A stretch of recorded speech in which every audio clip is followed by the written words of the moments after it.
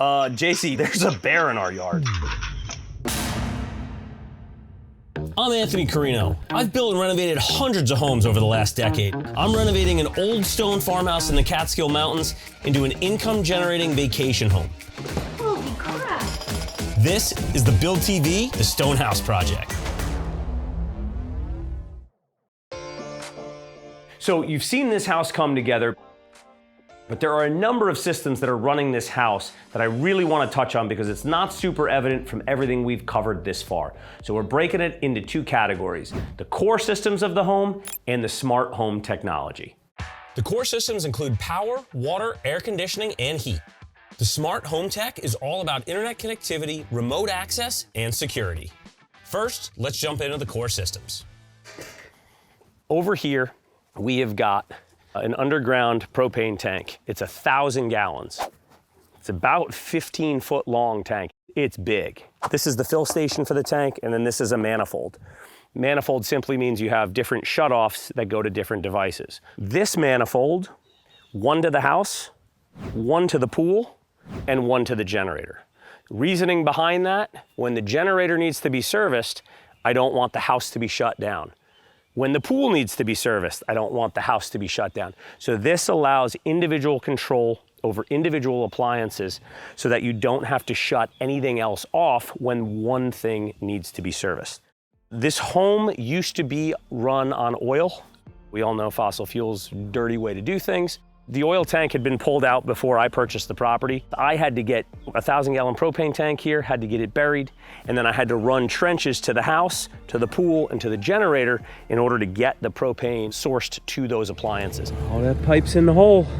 I was very excited about converting the house over. It's clean and it's super efficient. Between the electricity and the propane use, I'm keeping my energy consumption relatively low. It's certainly more economical, but to me, it's more important that it's clean for the environment. We've got to really do our part at this point, and propane certainly does that. All right, so this is the big dog. Now, being in the mountains, we lose power a ton. So one of the first things that I knew I was adding to the core systems of this home was a full home backup generator with automatic transfer switch. This is a Kohler 20 kilowatt whole home generator with automatic transfer switch. This propane powered engine knows when the power goes out because of this device right here. So it's ATS, automatic transfer switch. When we lose power during a storm, this box is automatically able to detect that, and it sends a signal over to the generator that there's no more power coming from the line. This generator fires up, starts to generate electricity, and sends it to my house, and is able to power everything in the home. This all happens within 5 seconds, and it handles all of this without you having to do a thing. It is one of those devices that you have serviced on a yearly basis, but other than that, you really don't need to interact with it. I cannot speak highly enough about this thing. It has kicked on twice already. You see the power go out for a couple of seconds, like I said, within 5 seconds, kicks back on. Air conditioning is powered, refrigerator is powered, lights are powered, internet is powered. So as long as there's propane in my tank, this is powered. All right, so it looks like an old school well, but it's full of dirt. And we've got a new school well. So this sleeve goes 187 feet deep down to an electric pump, and that is where the aquifer runs below my property. That pulls the water up to about 10 feet below the earth and into the house itself. There's really no municipal services up here. So we talked about propane. Propane powers the house from a gas standpoint. I pull my own water out of the ground, so I actually have no water bill, but the water is run on an electric pump, and that's another really great reason why you want to have a whole home backup generator, because in the woods like this, when your power goes out, guess what else you lose? Your water. And then the other thing I had the plumbers do was I had them actually take a water sample from my home and send it to a lab. So sure enough, as we were coming to the close of the project here, they got the sample back, and there was quite a bit of sulfur in the water. So we had a filter made, and that's in the basement, which we'll get to. All of that is to say, I don't want to be using filtered water when it comes to filling the pool or watering the plants and the grass. So what I did was install a 2,100 gallon rainwater cistern. As we place this big tank to capture all of that rainwater in the gutters, everything comes around and hits this downspout. We have had so much rain this year. I am already up to 1,800 gallons of water. You can put filtration on this if you want it to be potable water that you can drink in your home. But for me, it's simply hooking up a garden hose and turning this on. And then if I need to top up the pool, if I want to water the lawn, if I want to water some flowers, I'm not using water that's running through my filtration system and wasting it by spreading it all over the yard. This is rainwater that I'm able to use a second time around. So I guess from here, we'll head into the basement and we can look at that filtration system and the rest of the systems that power the house. All right, so here is our trained furnace and air handler.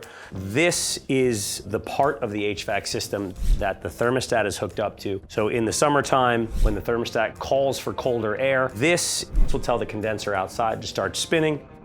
And then this is what blows all of the air out the registers in the various rooms. This unit handles the first floor. And then there's an identical unit to this up in the attic that handles all the second floor stuff so that we can adjust the temperatures independently because we've got guests only on the second floor. So when we don't have guests, I can set those temperatures to a much more nominal setting and really save on utilities. And then over here in the corner, we've got the filtration system. So before we get to that, let's talk about how the water works. So when we were outside by the pump, I was saying in the woods like this, when your power goes out, guess what else you lose? Your water. That's because it's an electric motor on that pump. This is where the water comes in from outside and is trenched into the home. So this device, this bottle right here, is what pulls all that sulfur taste out of the water. We've got the water softener. This keeps your glass from getting all those calcium buildup on it and all that like white film on everything. So from there, we move over to the tankless hot water heater, propane powered. As you turn on and call for hot water, this fires up and delivers that hot water quite quickly. I'm not burning propane when I'm not using hot water. This keeps your home running super efficiently when it comes to your utilities. Moving on to smart home technology, you guys know I embrace tech, you guys know I love it, and you also know that I only want technology that's gonna make operating this home easier. So because it's very much a getaway house, because we're not here all the time, the number one thing I considered was security cameras so I could have eyes on this property. But before we get into that, without a good blanket of Wi-Fi throughout this house, that connectivity is everything if you want those cameras to run. So for that, I chose Eero, especially because this is a stone house with very thick walls. I needed to make sure I had a great Wi-Fi signal. So I used Eero Pro throughout the entire home. So I've got 6 nodes throughout the property. I've got 1 in the basement, 1 in the 3-season room, 1 in the kitchen, 1 upstairs, and 1 in the barn. That covers me with enterprise-grade Wi-Fi mesh, which simply means my devices pass from Eero device to Eero device with no drop in signal, with no drop or lag in bandwidth whatsoever. I absolutely love it. So going back to the security cameras, obviously we used Ring for all of that. I've got eyes on the driveway, eyes on the entry patio. We've got the Ring doorbell for deliveries. And of course, we've got a camera on the pool for safety as well. All right, so here's one of the Ring cameras we have on the property. Obviously, this shows our entry patio and both our entry to the master bedroom door and the main entrance. And the idea here is twofold. One, it's for safety. We want to know who's on the property if we're not here. 2, it allows us to help Airbnb guests get on and off the property if they have any issues. And 3, it's for wildlife. There's a lot of interesting stuff that goes on here. We have had some very interesting visitors, rabbits, turkeys, deer, and yeah, bears.